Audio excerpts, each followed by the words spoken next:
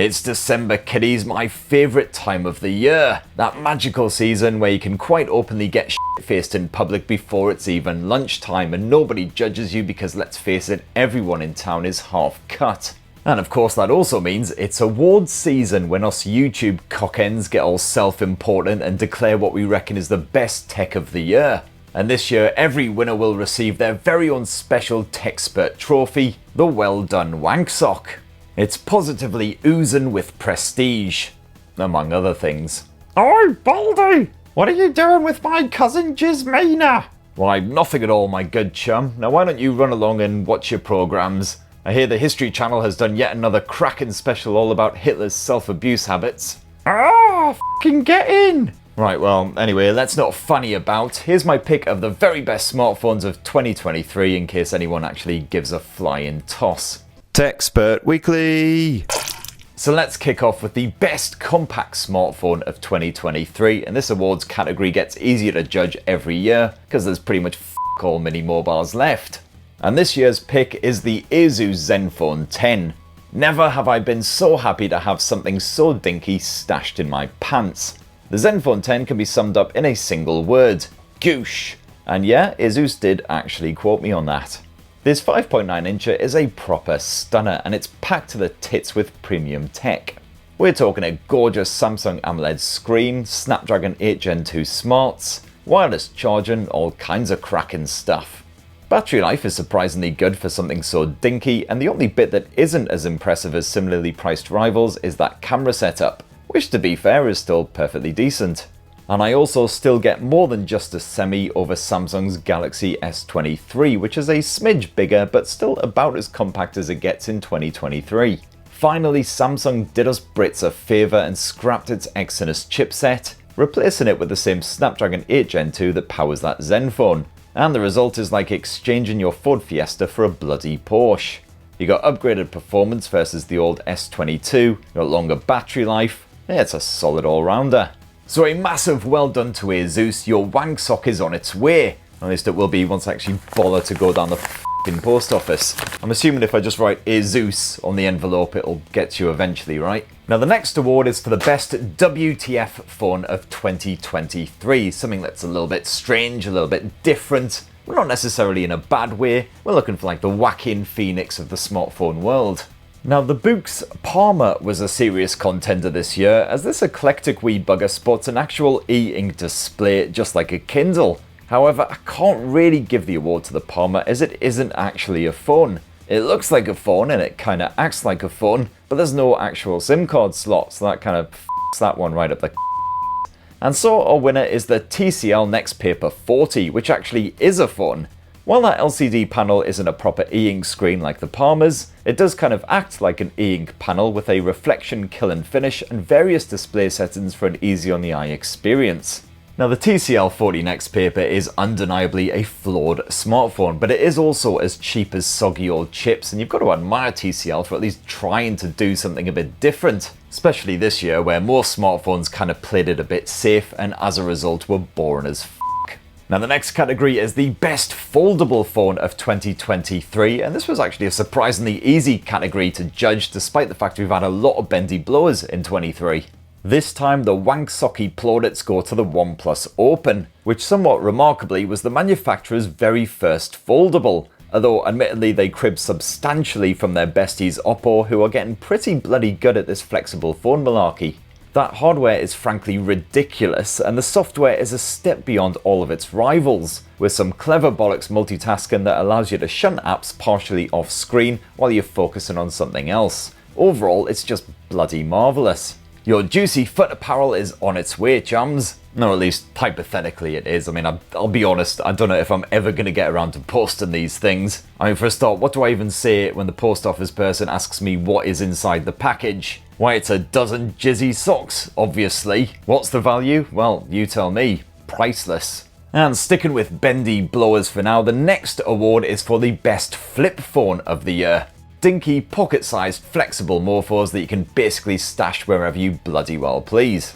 And this year's victor is the Motorola Razr 40 Ultra. A proper crackin' wee bugger it is, with a massive cover screen that you can run any app you like on. You can even play a bit of golf on it if you fancy that. Right, sorry, I need to speed it up a bit now because I'm wasting valuable Christmas booze and time. There's still 4 of these f***ers to get through. The next award is for the best mid-range smartphone of 2023. Any blowers that cost under 500 quid but are still really bloody nice.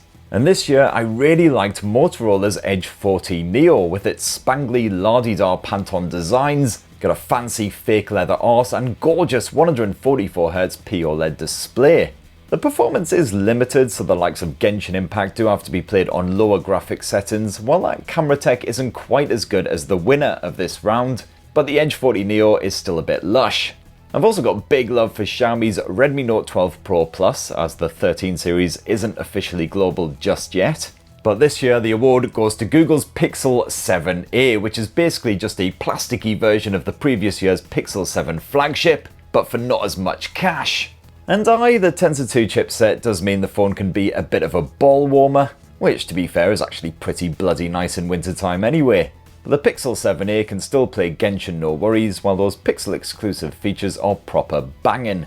And yeah, the camera tech is some of the best you'll find at this price point if that is your priority. On top of all that, you're guaranteed shag loads of updates and it's proper compact too, so yeah. Oh, and by the way, if you didn't already know, I do regularly round up my pick of the best £400 and under, £300 and under, and £200 and under smartphones here in Blighty, so go check out those videos if you're up for a super cheap blower.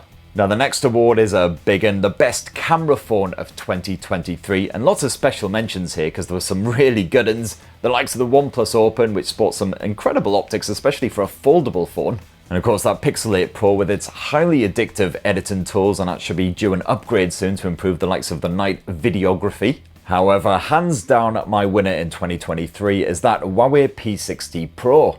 It may be hampered by its lack of googly goodness sadly, but that doesn't stop those optics from being seriously stellar. This thing can capture accurate looking photos dripping with atmosphere and can basically see in the dark even when you're snapping away with the secondary lenses.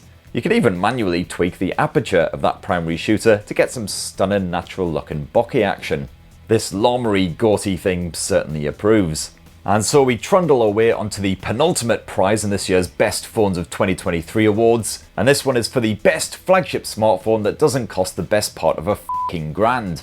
We're talking premium specs, superior performance, crotch-thrustingly good camera tech, but all for a price that's well under a f***ing grand. And this is another awards category where it was tough to pick a winner because 2023 has been pretty bloody strong for affordable flagships. So for instance, we recently welcomed the Xiaomi 13T to Blighty, which for just over 500 quid delivers a thoroughly premium experience through and through.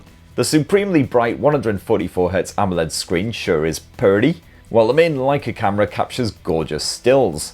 You've got all-day battery life with 67-watt fast charging, you got slick Dimensity performance, yada yada yada, all wrapped up in a smart water-resistant chassis. And the Xiaomi 13T Pro is also a bit of a stunner with a few wee specs upgrades, but most people should be happy with the price savings on that Xiaomi 13T. However, this year my soggy sock goes to the excellent Nothing Phone 2. This clever wee bugger is powered by the Snapdragon 8 Plus Gen 1, which means smooth performance as well as impressive efficiency. You've got a brighter screen, you've got upgraded camera tech, a slightly bigger battery, plus those hyperactive arse lights have been improved and remain incredibly entertaining if you've just dropped some disco biscuits. And now it's the moment you've all kind of possibly been waiting for, kiddies. It's time to hand out the biggest, sloppiest sock of the evening to the very best smartphone of 2023, according to some bald alcoholic on YouTube. And this year the award goes to Apple's iPhone 15 Pro Man. No, there were some solid smartphones in 2023. So for instance, I've got huge love for the OnePlus 11, which may be close to a year old now, unbelievably, but it's still a glorious slab of wonder. This 6.7-inch Android 13 blower serves up premium specs, including an LTPO 3.0 display, you've got Snapdragon 8 Gen 2 performance, and a huge battery with 100-watt fast charging. Plus, of course, that Hasselblad branded camera using Sony's IMX890 sensor is a serious upgrade versus earlier OnePlus optics, and it all looks nicer than a poodle pie. And likewise, Samsung's Galaxy S23 Ultra is another stone cold banger that I'd happily stick my SIM inside any day of the week. It is stupidly expensive, but it really is an all-round superstar. beefy performance, incredible battery life, some solid camera tech, and that handy S Pen tucked away in a convenient bottom orifice. I'm certainly still not a fan of Bixby or the way that Samsung doubles up on all of those apps, web browsers, app stores and everything, but overall I do like it a lot. But if for some bizarre convoluted reason that I can't think of right now I had to use just a single smartphone for the next year, well, my choice would be the OnePlus Open. Yes, you, it's the OnePlus Open. That potent combination of formidable hardware and trouser-droppingly excellent software is simply irresistible. And I really wish that OnePlus hadn't already taken back my review sample, because frankly I would happily spend the next few minutes enthusiastically tonguing it right here on camera, as words alone can't express just how much I like this thing. So that's it, kiddies, and let us know just how massively disappointed were you with my choice of the best smartphones of 2023. Perhaps you're already planning to hunt down and murder my entire family in their sleep because I didn't really get on very well with the iPhone 15 series. Well, let us know your opinions down below and we'll smash through as many of those as possible in the next thrilling installment of TechSpert Weekly. And now it's time for the part of the show that I'm going to have to shoot in roughly 7.5 minutes if I've got any chance of making it to the pub before they f***ing shut. It's viewer comments. Viewer comments. Alright, so this week we are starting with Valtaviz. So this is a f***ing cracking start, isn't it? Hey Chris, you've been one of my inspirations to start my own channel and review tech. What were your biggest struggles when you started? Well, first of all, gotta say, I'm absolutely delighted that I've actually inspired anyone to do anything besides stop watching shit on YouTube. Biggest struggles for me, definitely juggling doing content for this channel as well as, actual proper work to pay the bills, and also teaching myself how to actually shoot and edit video, something I obviously still haven't figured out 5 years later. But very best of luck with the channel, hope that all goes well. Next up, Jesse Boy says, I live in the UAE and today by accident I found out that the guy who designed the Burj Al Arab, that famous Dubai landmark hotel, is actually from Croydon, and is therefore presumably one of the only good things to ever come out of Croydon. I have to look this dude up. I mean, I'm assuming he designed lots of stuff in the UK and made a shitload of money before wisely buggering off to somewhere sunny. Maybe he designed the Croydon Morleys or the bus stop outside of Primark or something. Tokyo Kazama says, I'm guessing as the OnePlus 12 will be around 500 quid cheaper and offer arguably better hardware, it will therefore be a better deal than the S24 Ultra. Although OnePlus don't really offer great freebies with their phones, unlike Samsung. Yeah, the freebies and the trade-ins, definitely one of the best bits of ordering Samsung stuff online. Whenever I order in something for review, I always get pairs of bloody Galaxy Buds. Tons of these things, so at least my family knows exactly what they're getting in their stockings this Christmas. Richard Lilly says, January and February should be interesting, Xiaomi 14 or OnePlus 12. Now that'll be a Kraken versus video, which I'll almost certainly do as well. And yeah, it's a tough one to call, man. They both should be cracking handsets, top tier, premium tech. And so a lot of it just comes down to what you prefer, MIUI or Oxygen OS. And personally, I would go Oxygen. Also on the subject of the OnePlus 12, which we of course discussed last week, Nedlius says, before watching, if one of these tasty upgrades isn't a headphone jack, it's not tasty. After watching, it's not tasty. Yeah, I feel your pain. Unfortunately, headphone jacks, it just does not happen on premium price smartphones other than Sony's and gaming phones. Those are basically your two options unless you want to go super budget. Info Orange says, personally, I have never watched Mrs. Brown's Boys. Good for you, mate. You haven't missed out, that's for sure. It always looked like a load of wank, so I stayed away. Yeah, sadly, I have been subjected to entire episodes of that goddamn show on various trains because, for some reason, Mrs. Brown's Boys fans in particular just do not seem to comprehend how headphones work. And frankly, I'd rather insert an entire Chupa Chups up my urethra than sit through another second of that bile, but then I am weirdly kinky like that. Fiddle Fiver says, I know I'm late to the club, but where do you get your wallpapers every bloody week? Alright, roll it. Wall.alphacoders.com, wall.alphacoders.com, that's where my wallpapers come from, wall.alphacoders.com. Dob de Sob says, you're not paid enough. I mean, that is absolutely not true, considering literally all I do is just sit here and regurgitate tidal knob gags while occasionally pretending to know things about stuff, but I appreciate you, sir. Warmate Etienne Sharp says, let's comment on Uncle Spurt's midlife crisis bracelet and then never speak of it again.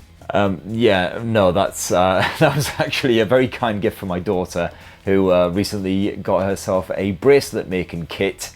And back in the day, that's something where I would have been, oh, that's so sweet, and then probably buried it in the back garden and pretended that I lost it. But these days, I obviously have no shame whatsoever, so I wore it for like an entire week. And also, I just want an easy existence, man. I swear to God, like if for Christmas she made me a unicorn hat with the droopy horns so it looked like I was a literal dickhead, I'd probably still wear it for a good few days, even around friends and family members, just so she wouldn't lose her shit.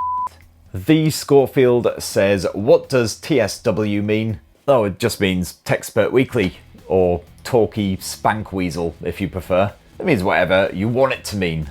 Noisy Boys says, Chris, can you do a Techspert Weekly Christmas special again this year? I really enjoyed last year's episode. Well, you must have been a very good boy this year, because Santa Spurt may well be rummaging around in his mighty sack for a present just for you.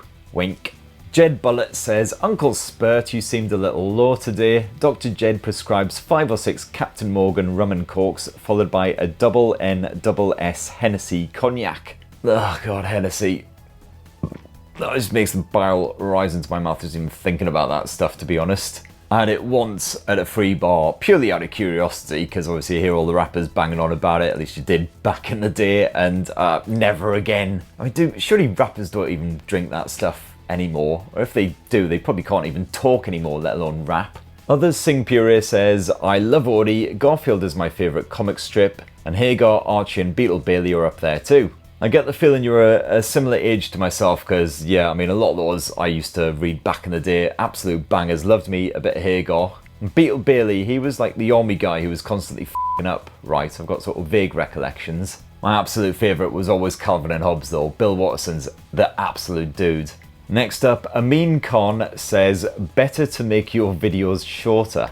Brutal honesty there from Amin. And yeah, I don't think anyone is going to disagree with you, mate. If only I'd made this one shorter, I'd be down the bloody pub already, but hey-ho. Michael W says, your Friday videos are the high point of my week, and I look forward to the next as soon as I finished watching the last. I need a life. No mate, you're definitely doing life 100% correct, and I'm sure when you're eventually lying on your deathbed and you're having flashbacks of my pallid face banging on about the Samsung Galaxy 38 or whatever, you'll consider that a life well lived. Really got to bugger off soon because this has stretched on far too long. I mean, it'll be absolutely spitting. Luke Gillum here says, Mr. Spurt, when you're next in Liverpool, be sure to give us a shout. Unfortunately, I haven't been up that way for absolutely years now, and yeah, is it still under a £5 for a pint? Because if it is, I'm f***ing there tomorrow. Now, Cal Salsa says, I feel like you're really working hard to be the most British man on the planet. I mean, I'm not draped in a Union Jack with multiple Union Jack tattoos with a can of Colin clutched in one fist and a Ginster's ploughman's roll in the other, but fair enough.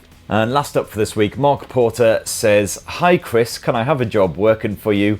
I'm really good at opening new things and I've got a very good drinking CV. The problem is, Mark, those are pretty much the only 2 skills that I actually have. What I really need out of an employee is somebody who actually knows stuff about tech and also who knows how to make videos that don't f***ing suck. Anyhow, a huge thank you to everyone who commented last week. Please do smash your comments down below. We'll hit those up in the next episode. And let's take a quick old gander at what's happening next week. Next week.